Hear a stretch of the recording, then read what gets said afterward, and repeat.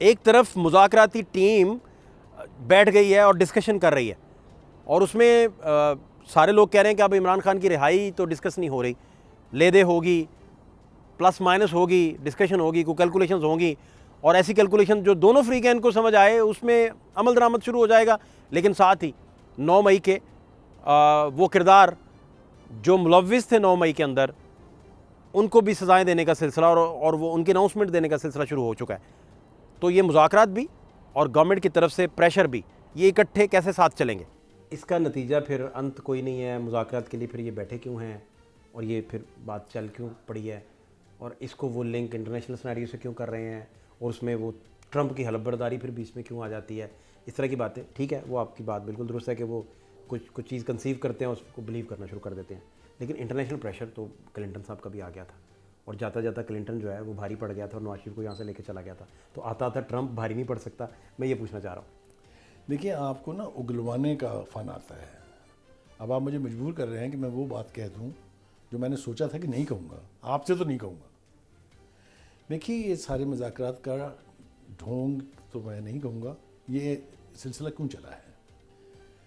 2 سال تک بانی پی ٹی آئی اور پی ٹی آئی کا ہر شخص یہ کہتا رہا کہ یہ چور ہیں، یہ ڈاکو ہیں، اور اس میں آخری ٹیک کا بند یہ شامل ہوا کہ یہ 47 کی پیداوار ہے۔ از دیٹ رائٹ؟ ٹھیک ہے، درست۔ اب میرا آپ سے سوال ہے کہ آپ مجھے بتائیے کہ یہ اچانک مذاکرات کے کچکول لے کے پی ٹی آئی کیوں پھر رہی ہے؟ یہ کیسے آسمان سے وہی آئی کہ شروع ہو جاؤ مذاکرات کے لیے؟ There is only one reason and that is to save Imran Khan from military trial. خبر دے رہا ہوں آپ کو، this is only to save him, because جو جنرل فیاض حمید کا جو کیس ہے which is the field general court martial, اس کا جس دن رزلٹ آئے گا اس کے بعد آپ کو یاد ہے وہ چوتھی لائن کہ سہولت کاروں اور منصوبہ سازوں تک پہنچا جائے گا۔ میں ذمہ داری سے یہ کہہ رہا ہوں کہ دس مذاکرات thing is only to save ہم فرام دا ملٹری ٹرائل، اور یہ ہو جائے گا، اسی پر کمپرومائز بھی ہوگا۔ اوکے، آپ کہہ رہے ہیں کہ اس کا ایک ہی ایجنڈا ہے؟ کوئی انٹرنیشنل پریشر نہیں ہے، کوئی کچھ نہیں ہے، اس کا ایک ہی ایجنڈا ہے کہ عمران خان کا ملٹری ٹرائل نہ کریں۔ کریکٹ۔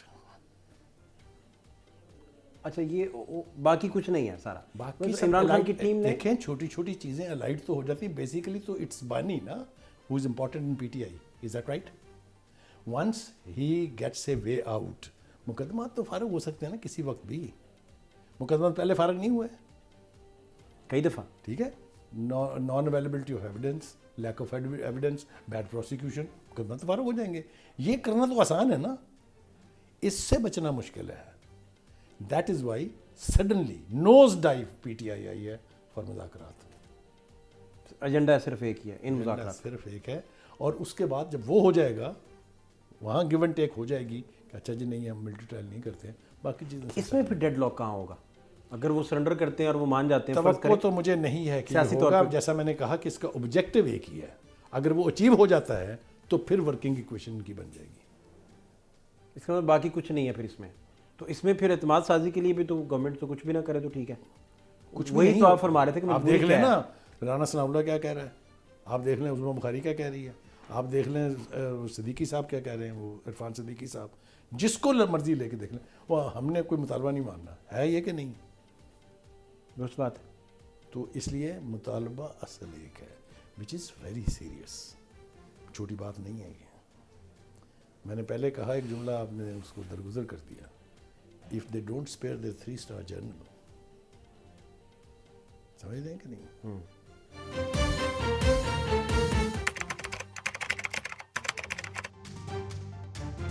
عمران خان صاحب کے بارے میں کہا جاتا ہے کہ وہ کوئی مذاکرات کر رہے ہوں تو ڈسکشن ہو رہا ہو تو اس میں سے ٹرسٹ کیسے کیا جائے، اس طرح کا نیریٹو ایک بیچا جاتا ہے میڈیا کے اوپر، اور کچھ باتیں کی جاتی ہیں کہ 6 مئی کو بھی تو دیکھیں مذاکرات ہو گئے تھے، اور اس بات کے راوی ہیں قمر زمان قاہرہ صاحب۔ لیکن حبیب اکرم صاحب نے جب شاہ محمود قریشی صاحب سے پوچھا تو وہ اس کی کہانی کیا سناتے ہیں، وہ جاننا بھی ضروری ہے۔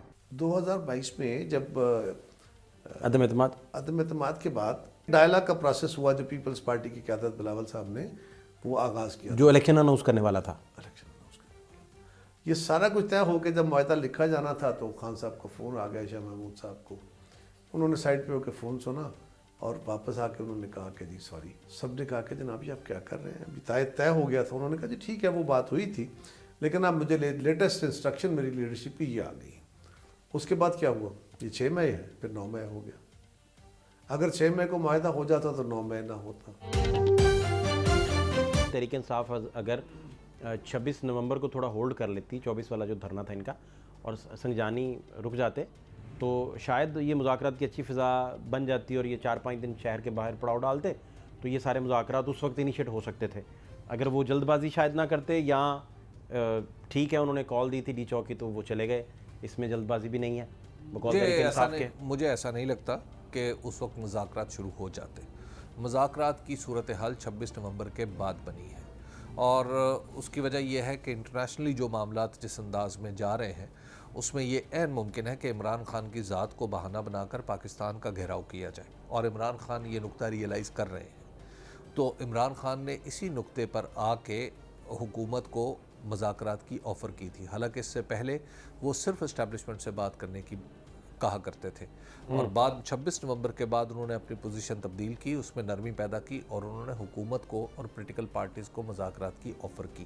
یہ کوئی چھوٹی رعایت نہیں ہے. اپنے موقف سے انہوں نے اپنے موقف میں نرمی پیدا کی, اور اس کے بعد حکومت کے لیے گنجائش نکالی. اور آپ دیکھ لیجئے کہ اس کا فائدہ سب سے زیادہ حکومت کو ہو رہا ہے کہ حکومت کی لیجٹمیسی بحال ہو رہی ہے. عمران خان صاحب جو الیکشن جیت چکے تھے 2024 کا, وہ حکومت ہار چکی تھی, جو موجودہ پولیٹیکل پارٹیز جن کا ملغوبہ ایک حکومت کی صورت میں ہم دیکھ رہے ہیں, یہ تو حکومت وجود میں نہیں آ سکتی تھی. اور اس پارلیمنٹ میں اگر قائد حزب اختلاف ہوتے تو قائد حزب اختلاف بلاول بھٹو زرداری صاحب ہوتے. اگر فارم 45 کے مطابق آنیسٹی الیکشن کے رزلٹس اناؤنس ہوتے, تو انہوں نے جب عمران خان صاحب نے اس حکومت کو لیجٹمیسی دی ہے, اس کو تسلیم کر کے اس پارلیمنٹ کو لیجٹمیسی دی ہے, تو اس کے لیے اس طرح سے حکومت بھی مضبوط ہوئی ہے. اور پھر دوسرا پولیٹیکل پارٹیز کا بھی اس میں فائدہ ہے کہ پی ایم ایل این خاص طور پر جس نے ایک دھاندلی زدہ الیکشن کو قبول کر کے بلکہ اس کا فائدہ اٹھا کے اپنے لیے جو راستے تلاش کیے, انہوں نے اس کو زمینی حقائق یہ ہے کہ اس کو ختم کر کے رکھ دیا اس پارٹی کو. وہ بالکل چھوٹی سطح پر پہنچ گئی. تو یہاں پر جب عمران خان صاحب اس کو لیجٹمیسی دیں گے اور اس کو مناسب فریق مانیں گے, تو ڈیفینیٹلی اس پارٹی کی سیاست بھی زندہ ہو سکتی ہے. عمران خان صاحب نے, بشرا بی بی صاحبہ نے, انہوں نے بتایا ہمیں, یہ کوئی 3 فروری تھا, عدت کیس کا فیصلہ آنا تھا جی, تو انہوں نے بتایا کہ مجھے آفر ہوئی تھی اور انہوں نے کہا تھا کہ آپ بنی گالا رک جائیں اور 2 سال 3 سال چپ رہیں, خاموش رہیں. اچھا, یہ وہ بات ہے جو انہوں نے خود بتائی تھی. پھر آپ لوگوں تک کوئی ڈیل, کوئی ایسی بات جو ٹریول کر کے پہنچی ہو کہ کیا آفر کیا گیا, کوئی بات, کوئی ڈائلاگ؟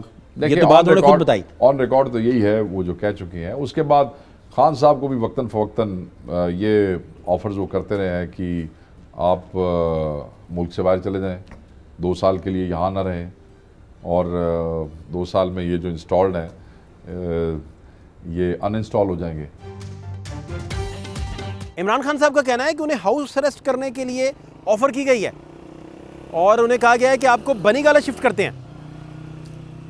آپ کو بتاتے ہیں کہ عمران خان صاحب جو ہیں, اس سے پہلے بھی جب عدت کیس کا فیصلہ آنا تھا تو انہوں نے فرسٹ ٹائم بتایا کہ انہیں کہا گیا ہے, انہیں آفر کی گئی ہے کہ آپ 3 سال کے لیے خاموش رہیں یا 2 سال کے لیے خاموش رہیں, اور بنی گالا بھی شفٹ کر دیتے ہیں, زبان بندی بھی کیجئے. اور یہ بات بھی اس سے پہلے بشرا بی بی صاحبہ کے منہ سے نکلی جب وہ جرنلسٹوں سے بات کر رہی تھی, جب 3 فروری عدت کیس کا فیصلہ آنا تھا. عمران خان صاحب نے بڑا واضح آج کہہ دیا, انہوں نے کہا کہ مجھے آفر تھی کہ مجھے ہاؤس اریسٹ یہ کریں گے, میں نہیں مانا, میں چاہتا ہوں میرے ساتھی رہا ہو جائیں. میں نے کچھ پتہ کیا سرگوشیاں جو چل رہی ہیں پاور کوریڈورز کے اندر, کچھ لوگ مانے ہیں کہ یہ سنجیدہ مذاکرات ہیں. مجھے نہیں پتہ کہ آپ اس پہ گائیڈ کیجئے کہ ان مذاکرات میں کتنی سنجیدگی ہے اور اس کا انت کیا ہے ان مذاکرات کا, آپ کے پاس کیا اس کا؟ دیکھیے, ایک عجیب و غریب بات یہ ہے کہ جتنے بھی بیانات ہم دیکھتے ہیں, چاہے وہ بانی پی ٹی آئی کی وساطت سے ہوں یا ان کے جو ریپرزنٹیٹو ہیں ان کے, وہ بیانات تو جاری کر دیتے ہیں لیکن یہ بتاتے نہیں ہیں کہ یہ آفر کی کس نے ان کو. ہمیشہ نام غائب ہوگا, حوالہ غائب ہوگا. یہ کہا انہوں نے کہ جیسا اس جانے کی پیشکش کی. آپ مجھے یہ بتائیے کہ جن عدالتوں نے انہیں سزا دی ہوئی ہے, جن عدالتوں میں ان کے خلاف مقدمات چل رہے ہیں, ان سے باہر کوئی کر سکتا ہے یہ فیصلہ کہ اس کو فلاں جگہ منتقل کر دیں؟ پہلی بات. दूसरी बात यह है कि अलीमा ख़ान ने भी मुलाकात के बाद बाहर आके कहा कि वो रेस्ट हाउस नहीं जाएंगे। भाई मेरा सवाल यही है, मैं अपने प्रोग्राम में भी ये बात पूछ के आया हूँ कि भाई ये ऑफ़र आपको की किसने है? ये आपको ऑफ़र कहाँ से आई? मैं मानता हूँ जो बात आपने कही है कि अंडर करंट्स भी होते हैं, बैक डोर डिप्लोमेसी भी होती है, बहुत सारी चीज़ें होती हैं, लेकिन मुझे नहीं समझ में आती कि इस वक्त ऐसी ऑफ़र कोई उनको करेगा क्यों?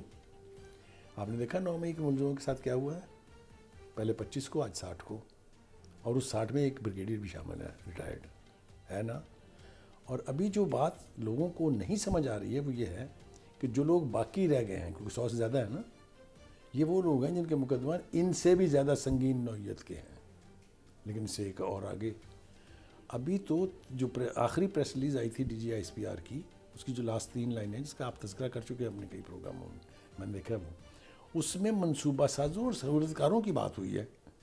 हाँ, मुझे बताएंगे कि 9 मई के सहूलतकार और मनसूबा साज कौन थे? असल में ये मुज़ाकरात जिसको ये 2 साल तक ये कह के कि इन चोरों डाकुओं से मुज़ाकरात नहीं हो सकते, इस टेबल पर आए इसलिए हैं कि अब ख़तरा है कि अगर वो फैज़ हमीद साहब के ट्रायल का रिज़ल्ट निकल आता है तो मनसूबा साज भी एक्सपोज हो जाएंगे, सहूलतकार भी एक्सपोज हो जाएंगे और मिलिट्री ट्रायल होगा उनका। आई थिंक ये मुज़ाकरात पर आना वाहद इस वजह से है कि उनके ख़िलाफ़ मिलिट्री ट्रायल ना हो।